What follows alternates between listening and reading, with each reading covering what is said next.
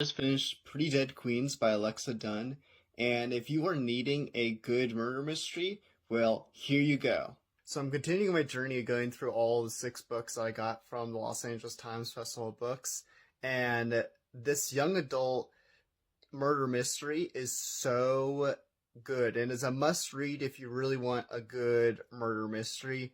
It's labeled as a thriller, and it does get a little thrilling, but I think it's more the mystery aspect of it, and rather than just it being a straight thriller. So if you're looking for a thriller, it's gonna satisfy, but not quite probably what you're looking for. But if you want a murder mystery, this is what you need. So it follows Cecilia, whose mom just died of cancer, and she moves in to a small town in Northern California with her grandmother. Grandmother, super rich, super famous mystery writer who's very prolific, and this town and her first book, the grandmother's first book, is based on a death that happened in this town when she was in high school, when the prom queen was murdered shortly after being labeled prom queen.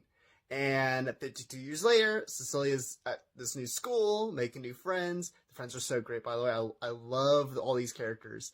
And within 2 weeks, though, someone is murdered, and it looks exactly like what happened 52 years ago.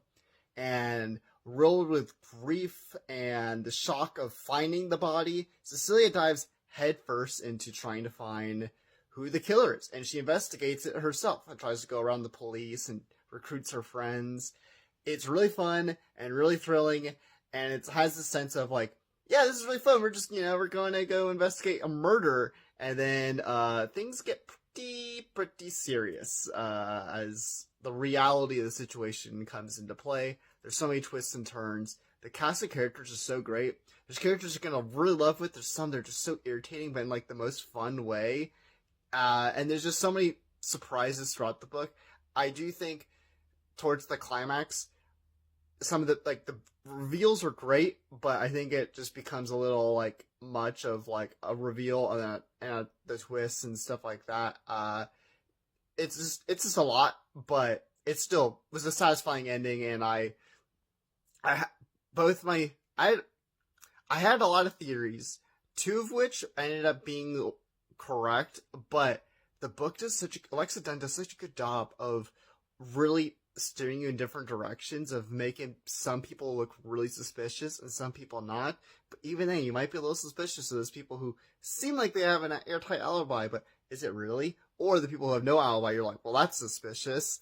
And it's really fun to try and guess it and dive into this mystery with Cecilia and sort of investigate it yourself as you're thinking through all the clues and alibis and things like that.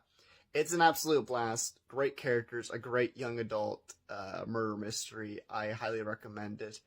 Make sure you follow me so we can talk more about books, about writing, and about my own book, The Huntress and the Trickster. So then go get some reading done.